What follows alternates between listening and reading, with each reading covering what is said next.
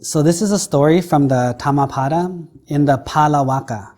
The Pala Waka is the Waka means the chapter for the Pala, which means the fools or the foolish.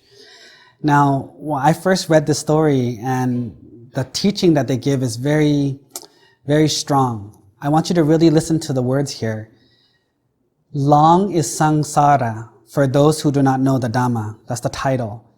Then you have the Bali teaching, which translates to, long is the night to the wakeful. Long is the journey to the weary. Long is samsara to the foolish who do not know the truth. What does that mean? Well, if you think about it, for someone who can't fall asleep, it seems like the daylight never comes. Like you just sit there waiting and waiting to sleep and you don't fall asleep. It's 12:01. You try so hard to fall asleep, it's 12:03. You think an hour passed, it's 12:05. You just lay there forever and it's torture. What about when you have to go upstairs, like at Yosemite, or you go somewhere to travel, and then you have to go up a high hill or a big mountain, and your knee hurts, or your foot hurts, or you have blisters on your feet? Then what? It seems like 100 stairs takes 10 years and it's so much pain. Samsara is the rebirths that we keep coming back to this world over and over and over again. And that's what he's saying here, is that for the person who does not know the Dhamma, samsara feels like forever. Now, this verse, this story is in the Pala Waka, which is chapter 5, book 1, the first story. It's about a king who wanted another man's wife. So I'll tell the story in an abbreviated form. So one day, King Pasenadi, he saw a beautiful woman standing in the window of her house, and immediately he fell in love with her. So he wanted this woman for his own. Well, he tried many ways to get her, but it turns out he found out that she was already married. So he came up with a plan. He hired the husband to come be like a servant and made him go on an impossible mission. The husband had to go find some lotus flowers and some red earth from underground and bring it back to the king so he can take a red earth bath. And he says, if you don't bring it back by nightfall, I will execute you. His plan was, it's so hard to find that he won't be able to do it. And once he fails, he executes him. Well, she doesn't have a husband anymore. Then he gets to have the girl all to himself. Well, the husband took food from the wife and went off on the mission. Along the way, he saw a traveler who was hungry and tired. Well, he had some food, so he shared the food with the traveler. After he shared the food with the traveler, he saw there was fish in the pond that looked very hungry. So instead of eating the fish, he took his rice and shared it with the fish. So he didn't have that much food left. After all that, he decided, it's okay. And then he thought about something. He says, I want to make an atithana, an aspiration. He says, O spirit guardians and the nagas that inhabit this river, the king has asked me for lotus flowers and red earth. Today, I have made a sacrifice and shared my food with the traveler. Today, I have done the dana and shared my food with fish. May you please help me in my quest. Well, the spirits of the water went and got him the lotus flower and the red earth. So he hurried home to the city. Well, the king was scared that maybe he might succeed, so he locked the gates early. So at like 3 p.m., he locked the gates already. When the guy got back at like 4 p.m., he said he couldn't get into the city. So now he knew that he was in trouble. He's probably going to get killed. So he puts the earth down on the floor in front of the door, puts the flower in front of the door. It says really loud to the guards and to all the people that the king has given me a task and said if I don't succeed, he will kill me. I have succeeded, but the king won't let me in. Please be my witness. And then he ran to the temple to go hide in the temple. Now, the king that night was so obsessed with desire. Like he just wanted that woman so bad. Like he didn't know what to do. So he couldn't fall asleep. He kept thinking all day of like, how can I get rid of the husband? How can I get rid of the husband? What do I have to do? And he couldn't sleep all night. At midnight, he started hearing some weird noises. like eerie, scary noises, like yelling and screaming and moaning, and he was very scared. So he went to go ask his wife, Queen Malika, and said to her, "What do you think is going on? What should I do?" Well, she says, "Stuff like this, you have to go ask someone who knows, like the Buddha." So they went to go talk to the Buddha. And the Buddha says, the noise that you heard was the noise of 4 men who were screaming and yelling in pain because they were cheaters in their last life. They had cheated on their wife, or they had taken another man's wife, and they were still in hell to this day. And that's the sound of the yelling that you heard. Now, right there, the king says he realized the truth right away, which was that his misconduct was going to lead him to a bad karma, which was going to lead him to hell. And here's an important sentence that he said. "Because of my intense desire for another man's wife, I was tormented and could not sleep the whole of last night. Now I know how long the night is for one who cannot sleep." Now, the Buddha taught him a lesson. But the point that I want to emphasize is, why did he learn the lesson? Anyone can teach you a lesson, but why do you understand the lesson? And this is what we can take away. If we want to practice Buddhism ourselves, if we want to learn and improve in Buddhism, we have to learn how to take the tricks from other people who have already succeeded. How did this king succeed in preventing his desire?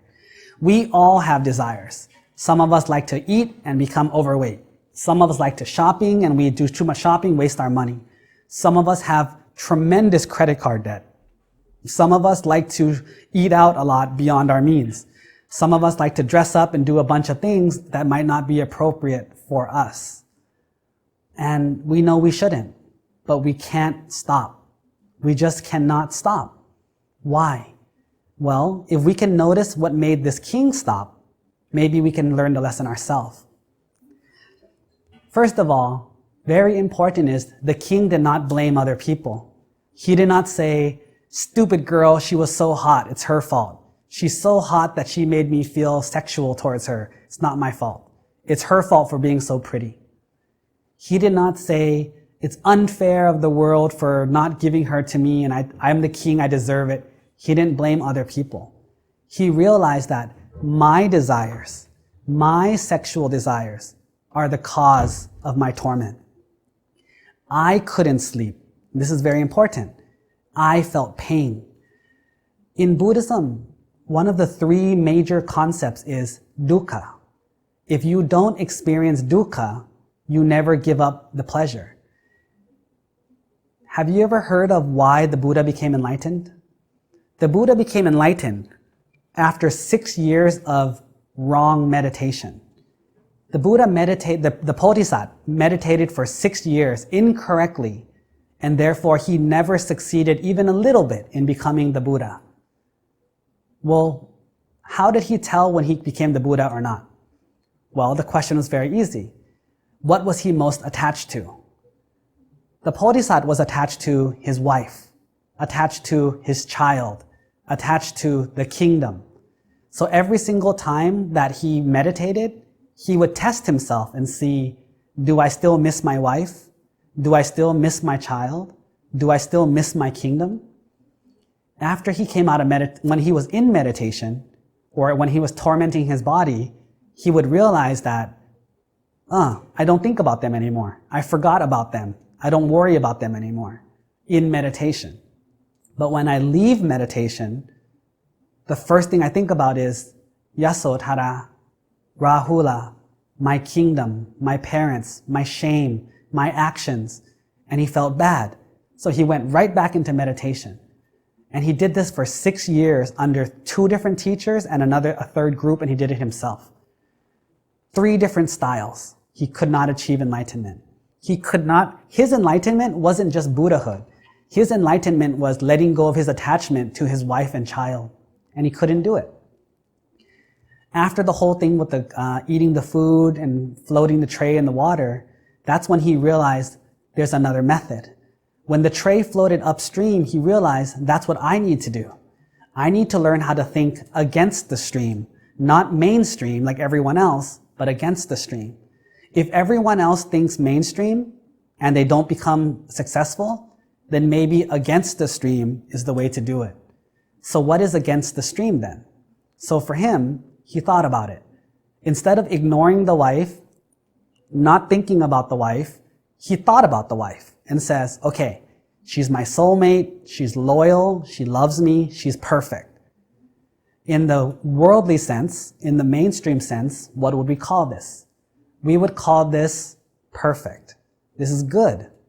Well then, if mainstream is good, and against the stream is the opposite of good, what is the opposite of good?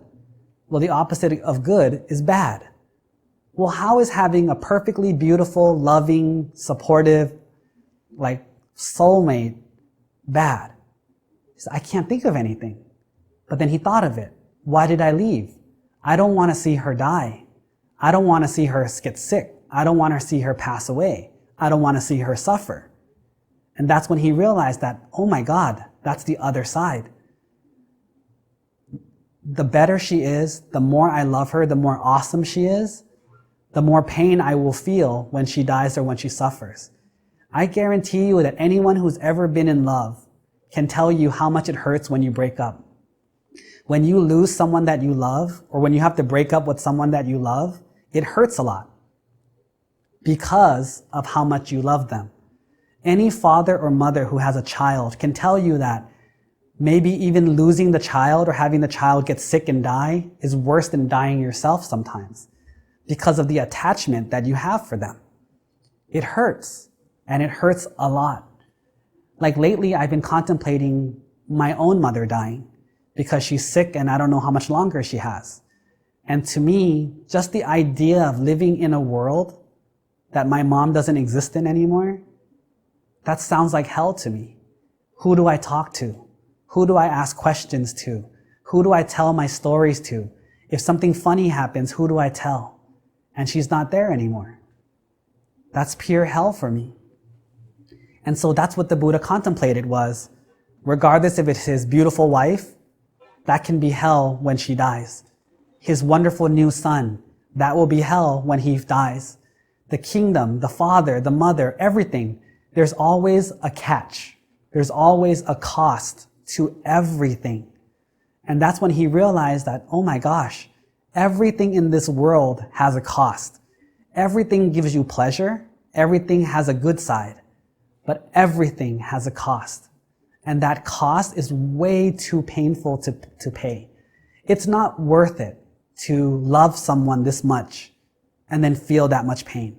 It's not worth it to be born into this world, have fun, get old, get sick, have a sore back, sore stomach, sore knees, sore neck, sore shoulders, hurt body, cancer. It's not worth it. It's not worth it to be beautiful and sexy and then get raped.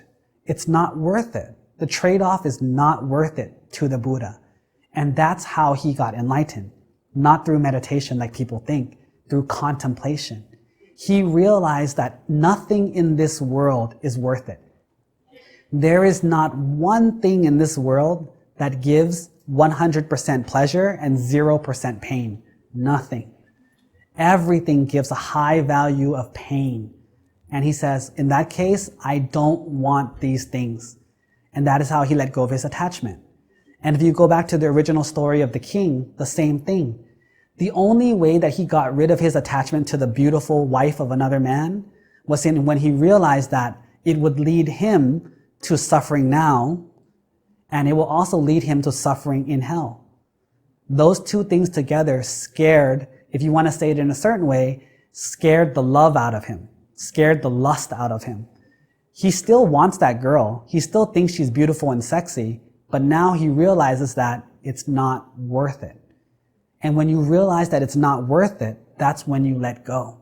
So as a Buddhist practitioner, it's not about just let go of everything. Don't think about anything. No, you have to think about everything and see what is the cost.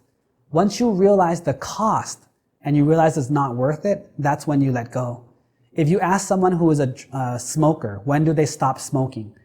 Usually it's because they see something. One particular person told a story of how she stopped smoking when she saw that her uncle died from cancer. And then she realizes, oh man, this is real. So she quit. Some people who are overweight, they lose weight once they realize diabetes is coming, high blood pressure is coming, death is coming. They lose weight.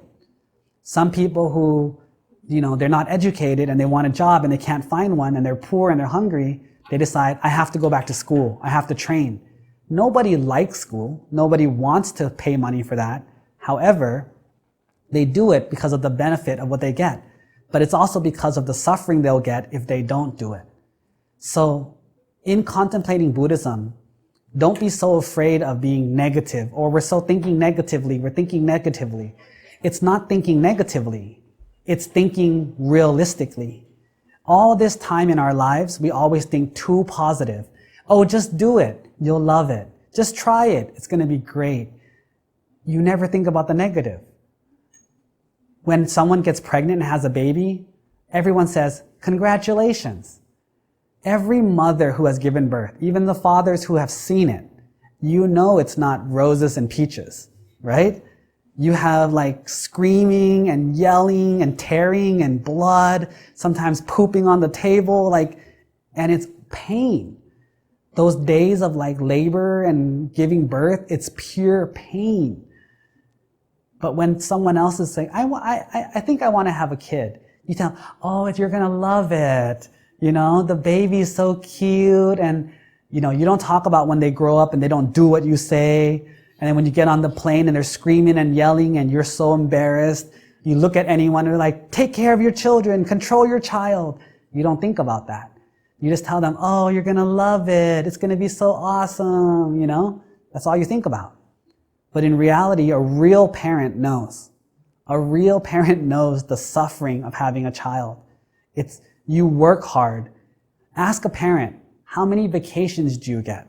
You might have a vacation from work, but do you ever get a vacation from being a father? Do you ever get a vacation from being a mother? You don't. It's a 24/7 job every day of the year. You never stop being their mom or dad. And that's the thing. No one talks about that. There's so many things that have a negative side. But that negative side is not negative. It's the realistic side. Once you see the truth, that's when you can make an informed decision. Would you want to invest in a company if there was a high risk of loss?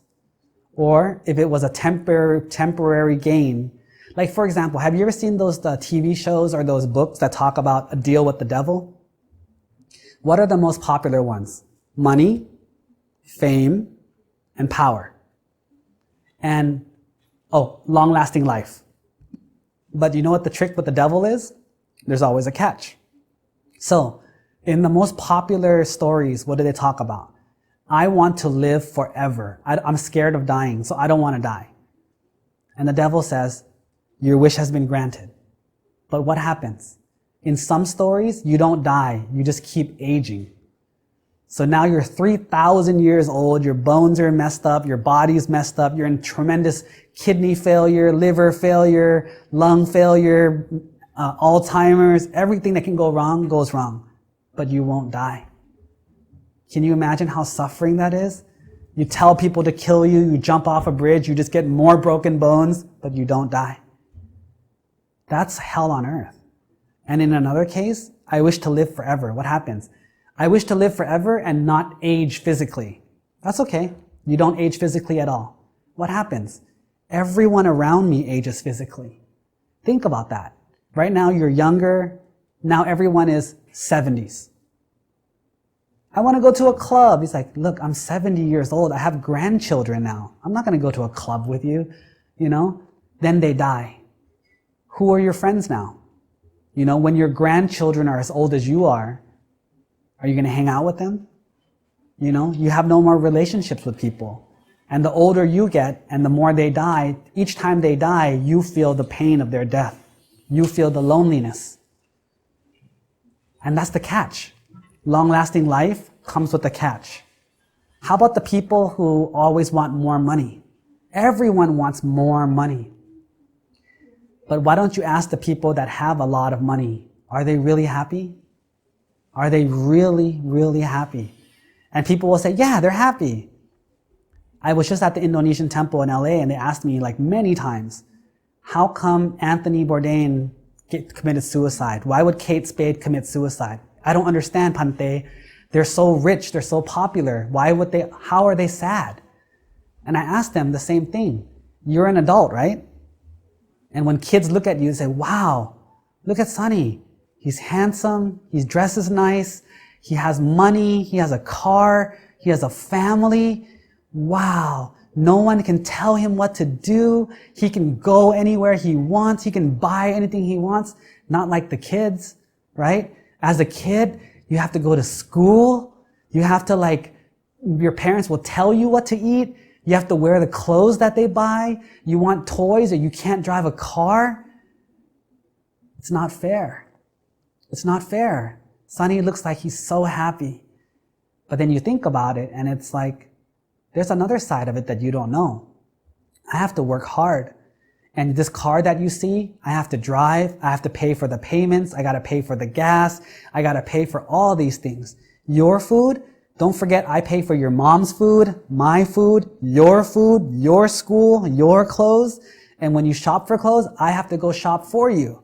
If you wear clothes that look bad and you get in trouble, I have to go buy new ones.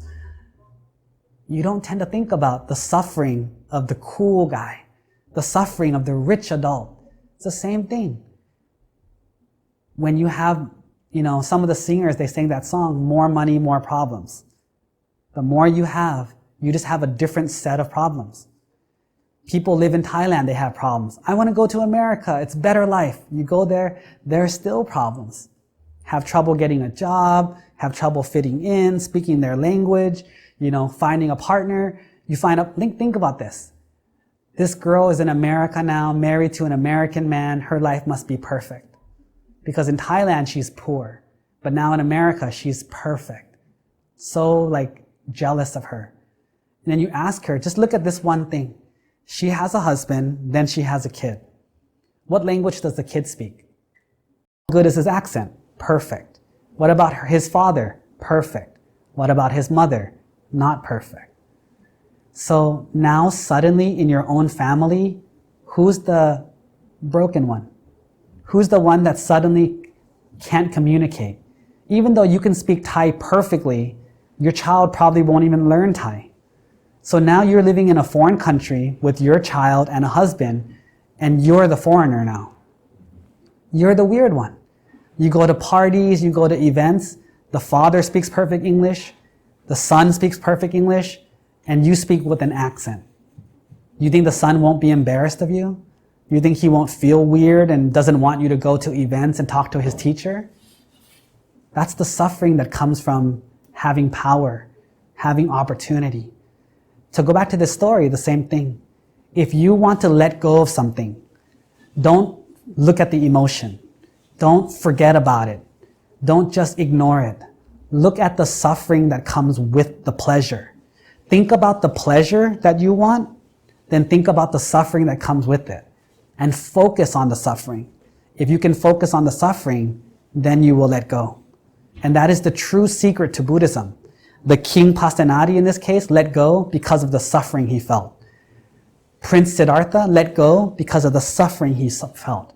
If you look at every single case of Sotapannas, Sakadagamis, Anagamis, Arahantas, all the same. They were afraid of the suffering of birth. They were afraid of the suffering of death. They were afraid of the suffering of life and pleasures. That's why they let go.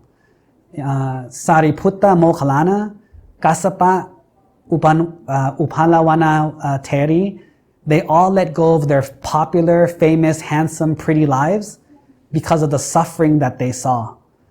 And that is the secret to Buddhism. The key to leave this world or to practice Buddhism correctly is through suffering.